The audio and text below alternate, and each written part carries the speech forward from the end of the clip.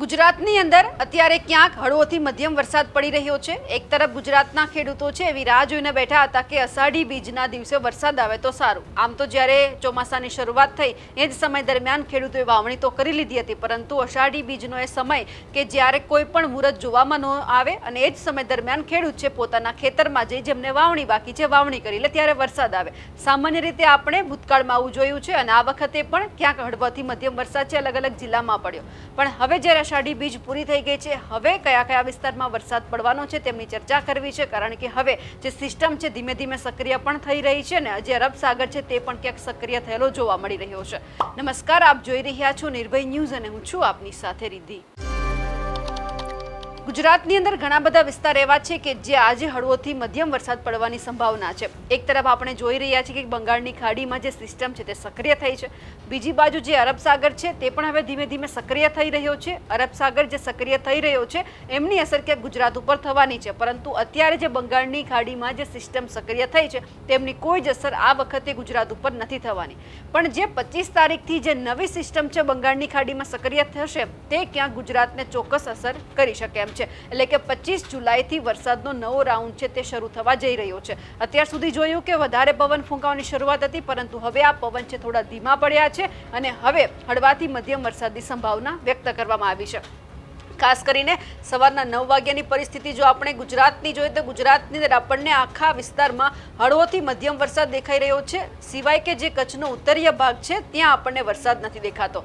હવે સાથે સાથે સૌથી પહેલા એ ચર્ચા કરીએ કે જે રીતે બંગાળની ખાડી અત્યારે સક્રિય થયેલી દેખાઈ રહી છે, અહીંયા જે એક સાથે બધા જ જે પવન છે તે ભેગા થઈ રહ્યા છે, પણ જે આ આખી સિસ્ટમ સક્રિય થઈ છે તેમના કોઈ જ પવન છે તે અત્યારે ક્યાંક ગુજરાત તરફ નથી આવતા। બાકી આપણે સિસ્ટમમાં એવું જોતા હોઈએ કે જો બંગાળની ખાડી સિસ્ટમમાં જે સક્રિય થાય તો એમના જે પવન છે એ ક્યાંક ગુજરાતને અસર કરતા હોય, પરંતુ અહીંયા જે અરબ સાગર જે અત્યારે સક્રિય થઈ રહ્યો છે એમના પવન ચોક્કસ ગુજરાતને અસર કરે છે, પણ બધા જ પવન છે તે અહીંયા જે સિસ્ટમ સક્રિય થયેલી છે ત્યાં ભેગા થાય છે, એટલે ગુજરાત ઉપર કોઈ જ અસર નથી। માત્ર જે એ સાઈડના જે વિસ્તારો છે ત્યાં જે આ વરસાદ છે તે પડવાની સંભાવના છે। વાત કરીએ સૌરાષ્ટ્રની કે જે હળવાથી મધ્યમ વરસાદની સંભાવના કયા કયા વિસ્તાર છે કે ત્યાં થવાની છે। ભાવનગર, મહુવા, વેરાવળ, પોરબંદર, જુનાગઢ, જામનગર, ઓખા, રાજકોટ, મોરબી આ જે બધા વિસ્તારો છે ત્યાં હળવાથી મધ્યમ વરસાદની સંભાવના છે। ખાસ કરીને જે દરિયાકાંઠાના વિસ્તારો છે ઓખા છે, પોરબંદર, વેરાવળ અને મહુવા ત્યાં પણ વરસાદની સિસ્ટમ આપણને દેખાઈ રહી છે, એટલે કે વરસાદ હળવોથી મધ્યમ પડી શકે એમ છે। પણ કચ્છના વિસ્તારની અંદર માત્ર આપણને વિંડીના માધ્યમથી રાપર પંથક એવો છે કે જ્યાં વરસાદ દેખાઈ રહ્યો છે। આખા રાપર પંથકમાં વરસાદ આવે એવું જરૂરી નથી, અમુક વિસ્તાર એવા હશે કે જ્યાં વરસાદ પડશે, એટલે કે હજુ પણ કચ્છમાં કોઈ જ વરસાદ નથી દેખાતો। સાથે સાથે આપણે જોઈએ કે જે મહેસાણા છે, વાવ, થરાદ છે તે બધા જ વિસ્તારોની અંદર હળવોથી મધ્યમ વરસાદ છે। પાલનપુર, પાટણ, રાધનપુર, મહેસાણા ત્યાં હળવોથી મધ્યમ વરસાદ દેખાઈ રહ્યો છે। આ સાથે સાથે અમદાવાદ, ગાંધીનગર, જે બાયડ, લુણાવાડા છે, ગોધરા, વડોદરા, બોડેલી, નડિયાદ આ બધા વિસ્તારોમાં હળવોથી મધ્યમ વરસાદ છે। સાથે સાથે રાજપીપળા, દેડિયાપાડા, ભરૂચ, સુરત, નવસારી છે, વલસાડ, વાપી, દમણ, દાદરા નગર હવેલી, આહવા, વ્યારા, નંદુબાર આ બધા જ વિસ્તારોની અંદર હળવોથી મધ્યમ વરસાદ દેખાઈ રહ્યો છે સવારના સમય દરમિયાન। હવે આ પરિસ્થિતિ એ આપણે જોઈએ કે સાંજ સમય સુધી કેવી રહેવાની છે। લગભગ 11 થી 12 વાગ્યાની આ પરિસ્થિતિ છે। થોડો મધ્યમ વરસાદ છે આપણને ક્યાંક આજુબાજુના જે સુરતની જે આપણે બોડેલી છે એ સાઈડના વિસ્તારોમાં દેખાશે, બાકી આપણને ક્યાંય જે એકદમ ભારે વરસાદની શક્યતા નથી। સાંજ પડતા પડતા આખું ગુજરાત આપણને ફરીવાર કોરું દેખાઈ રહ્યું છે, એટલે કે કોઈ જ વરસાદની સંભાવના અત્યારે વ્યક્ત કરવામાં નથી આવી। જે વરસાદની રાઉન્ડ જે આખો 25 તારીખથી શરૂ થવા જઈ રહ્યો છે ત્યારે ભારેથી અતિ ભારે વરસાદની સંભાવના છે તે વ્યક્ત કરવામાં આવી છે। અત્યારે માત્ર જે પવનો જે થોડા ધીમા પડ્યા હતા તેમને જ કારણે જે અત્યારે વરસાદની જે શક્યતા છે ગુજરાતમાં અલગ અલગ જગ્યા પર દેખાઈ રહી છે। સાથે સાથે હવે એ પણ જોઈ લે કે હળવાથી મધ્યમ વરસાદની આગાહી જે ગઈકાલની આપણે પરિસ્થિતિ જોઈ હતી કે સવાર દરમિયાન ક્યાંય જ વરસાદ નહોતો, પરંતુ હળવાથી મધ્યમ વરસાદની જે સંભાવના વ્યક્ત કરવામાં આવી હતી એમાં વડોદરા, છોટાઉદેપુર, નર્મદા, તાપી, ડાંગ, દમણ, વલસાડ, નવસારી, સુરત અને ભરૂચ વડોદરા આ વિસ્તારોમાં મધ્યમ વરસાદની સંભાવના હતી। આ સાથે સાથે આખો સૌરાષ્ટ્રનું જે પંથક છે મોરબી, સુરેન્દ્રનગર, બોટાદ, ભાવનગર, અમરેલી, ગીર સોમનાથ, જુનાગઢ, પોરબંદર, દેવભૂમિ દ્વારકા અને જામનગર ત્યાં હળવોથી મધ્યમ વરસાદ છે, પરંતુ આજની પરિસ્થિતિમાં જે એકદમ છૂટાછવાયા સ્થળોએ હળવોથી મધ્યમ વરસાદ એટલે કે આખા ગુજરાતની અંદર ગ્રીન ઝોન આપવામાં આવ્યો છે। આજની તારીખ છે 17. આખા ગુજરાતની અંદર હળવોથી મધ્યમ વરસાદ, જેમ કે કચ્છમાં વરસાદની શક્યતા છે, પરંતુ કોઈક વિસ્તાર એવા હશે કે જ્યાં વરસાદ થોડો ઘણો હશે, જેમ કે રાપરના છે એ વિસ્તારમાં લખપત છે, તો ત્યાં હળવોથી મધ્યમ વરસાદ હશે. આખા કચ્છ જિલ્લાની અંદર આપણે કહી શકીએ કે તો વરસાદ નથી. એ જ રીતે મોરબી, સુરેન્દ્રનગર, બોટાદ, ભાવનગર, અમરેલી, ગીર સોમનાથ, જુનાગઢ, પોરબંદર, દેવભૂમિ દ્વારકા, જામનગર આ બધા જ વિસ્તારોમાં હળવોથી મધ્યમ વરસાદ છે. વાવ, થરાદ, બનાસકાંઠા, પાટણ, મહેસાણા, સાબરકાંઠા, અરવલ્લી, ગાંધીનગર, અમદાવાદ, ખેડા, પંચમહાલ, દાહોદ, મહીસાગર, આણંદ, વડોદરા, છોટાઉદેપુર, ભરૂચ, નર્મદા, સુરત, તાપી, નવસારી, ડાંગ, દમણ, વલસાડ, દાદરાનગર હવેલી ત્યાં પણ હળવાથી મધ્યમ વરસાદની સંભાવના છે. તે ક્યાંક હવામાન વિભાગ દ્વારા આપવામાં આવી છે.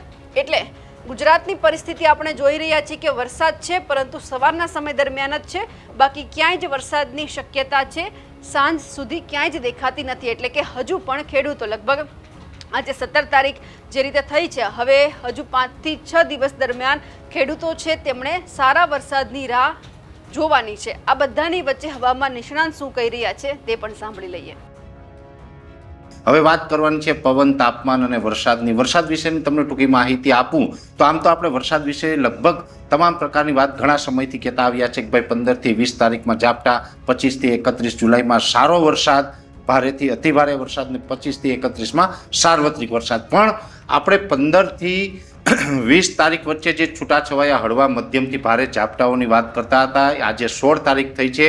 ગઈકાલે 15 જુલાઈ 2026થી આ ઝાપટાઓની શરૂઆત થઈ ગઈ છે. ઘણી જગ્યાએ ઝાપટાઓ નોંધાયા છે. આજે 16 તારીખ અને અષાઢી બીજના દિવસે પણ રાપર વિસ્તાર હોય કે રાજકોટ સહિતના ઘણા બધા વિસ્તાર દક્ષિણ ગુજરાતનાથી લઈ અને અષાઢી બીજે પણ છૂટાછવાયા ઝાપટા નોંધાયા છે. હવે આ ઝાપટાની જે શરૂઆત થઈ છે એમાં આમ તો જે મોન્સૂન ઓફશોર ટ્રફ છે સક્રિય થવાનો હતો એને કારણે ઝાપટા પડવાના હતા. એ મોન્સૂન ઓફશોર ટ્રફ સક્રિય થઈ ચૂક્યો છે અને અત્યારે એક આપણા ગુજરાત ઉપર યુએસી પણ સક્રિય છે, એટલે કે અપર એર સાયક્લોનિક પણ સક્રિય થયું છે. પણ એ અપર એર સાયક્લોનિક સર્ક્યુલેશન છે એ ખૂબ નબળું છે. એટલે આમાં આપણે 15 થી 20 તારીખમાં કોઈ ભારે વરસાદ નહીં, પણ છૂટાછવાયા હળવા મધ્યમ ઝાપટા પડવાના છે. પછી એકાદ સેન્ટરમાં કદાચ સારું ઝાપટું કે વધારે વરસાદ પડે એ વાત અલગ રહેશે. બાકી છૂટાછવાયા ઝાપટા છે, મોટા વરસાદની આશા રાખવા નથી. 25 થી 31માં સારો વરસાદ થશે. એટલે વરસાદ વિશેની ઘણા સમયથી આપણે જે વાત કરતા હતા એ કન્ટિન્યુ છે, એમાં કોઈ ફેરફાર હજુ થયો નથી. એટલે એ જ પ્રકારે થવાની શક્યતાઓ છે. એ સાથે વાત કરવાની છે પવનની. આમ જોવા જઈએ તો પવન છે એ આપણા વરસાદી સિસ્ટમો માટે વિલનરૂપ બનતો હતો. પવન છેલ્લા ઘણા દિવસથી આપણે લગભગ 25 થી 30 કિલોમીટર પ્રતિ કલાક અને આઇસોલેટેડ પ્લેસ ઉપર 30 થી 35 કિલોમીટર પ્રતિ કલાકની ઝડપે પવન ફૂંકાઈ રહ્યો હતો. અને આપણે ઘણા સમયથી કહેતા હતા કે જે ભાઈ આ પવનની ઝડપ છે એમાં 15 તારીખ પછીથી ઘટાડો સંભવ છે. એવી રીતે આજે 16 તારીખથી પવનની ઝડપમાં ઘણો બધો ઘટાડો થવાનું ચાલુ થઈ ગયું છે અને લગભગ હવે 24 કે 48 કલાકની અંદર પવનની ઝડપ છે એ મોટા ભાગે વિસ્તારની અંદર ઘટી અને 18 થી 20 કિલોમીટર પ્રતિ કલાકની થવાની છે. પછી અમુક સીમિત વિસ્તાર એવા હશે કે જેમાં 20 થી 22, 23 સુધીનો પવન રહે. બાકી મોટા ભાગે હવે લગભગ ગુજરાતના 80 થી 90% વિસ્તારની અંદર પવનની ઝડપ છે એ નોર્મલ આસપાસ આવી જાય તેવી શક્યતાઓ છે. કેમ કે હવે મોન્સૂન ધરી પણ ધીમે ધીમે ગુજરાત તરફ એટલે કે દક્ષિણ તરફ ખસી રહી છે અને પવનની ઝડપ છે એમાં પણ હવે આજથી જ આપણે ઘટાડો માનવાનો છે. એટલે વરસાદ, પવન અને બીજી વાત છે તાપમાનની. તાપમાનની અંદર જોવા જઈએ તો આજે 8 જુલાઈએ વરસાદનો રાઉન્ડ ગુજરાતમાં પૂર્ણ થયો. એ પછીથી તાપમાન ધીમે ધીમે ઉંચકાયું હતું. તાપમાન ઉંચકાયું એટલે લગભગ 28 થી 32 ડિગ્રીની રેન્જમાં તાપમાન જોવા મળ્યું અને અમુક વિસ્તારની અંદર જે હીટ શહેરો છે એની અંદર 34 ડિગ્રી સુધી તાપમાન જોવા મળ્યું. પણ હવે તાપમાનમાં પણ ઘટાડો થવાનો છે. આવતીકાલથી એવરેજ તાપમાન છે 30 ડિગ્રી કરતાં નીચું આવે તેવી શક્યતાઓ છે. જે 32 ડિગ્રી, 33 ડિગ્રી કે અમુક જગ્યાએ 34 ડિગ્રી હતું એ તમામ વિસ્તારોની અંદર ધીમે ધીમે તાપમાન ઘટી અને 30 ડિગ્રી કરતાં નીચું. અને હવે આ તાપમાન છે લગભગ સંપૂર્ણ જુલાઈ મહિનો પૂર્ણ થાય ત્યાં સુધી ઉંચકાવાનું નથી. તાપમાન છે હવે પાછળના જે આપણે હવે 15 દિવસ જુલાઈના બાકી રહ્યા છે એ સંપૂર્ણ 15 દિવસ દરમિયાન તાપમાન છે એમાં મહત્તમ તાપમાન એટલે કે જે દિવસનું તાપમાન હોય છે, બપોરનું તાપમાન ખાસ કરીને વધારે હોય, આ તાપમાન છે એવરેજ 26 થી લઈ અને 29 ડિગ્રીની રેન્જમાં જોવા મળે. અને અમુક વિસ્તાર હશે ખાસ કરીને દરિયાઈ કાંઠાના વિસ્તારની અંદર તો વધુ નીચું આવે તેવી શક્યતાઓ છે. તાપમાન ઘટવાનું છે એ સાથે પવનની ઝડપમાં ફેરફાર થવાના છે અને ખાસ હવે જે ચોમાસું ધરી છે ગુજરાત તરફ આવી રહી છે ધીમે ધીમે ઝાપટાઓની શરૂઆત થઈ છે. એટલે ગરમી, ઉકળાટ અને બફારો જે આપણે હમણાં એક અઠવાડિયાથી અનુભવી રહ્યા હતા એમાં પણ હવે ધીમે ધીમે રાહત મળશે. એટલે પવન, તાપમાન, ગરમી, ઉકળાટ અને વરસાદ વિશેની ખૂબ અગત્યની માહિતી હતી. જે રીતે હવામાન નિષ્ણાંત પરેશ ગોસ્વામીએ વરસાદની આગાહી કરી છે અને અત્યારે તમારા વિસ્તારમાં કેવો વરસાદ પડી રહ્યો છે કમેન્ટ કરીને ચોક્કસથી જણાવજો. સાથે જ અમારી નિર્ભય ન્યૂઝ ચેનલને લાઇક, શેર અને સબસ્ક્રાઇબ કરવાનું ભૂલશો નહીં. નમસ્કાર.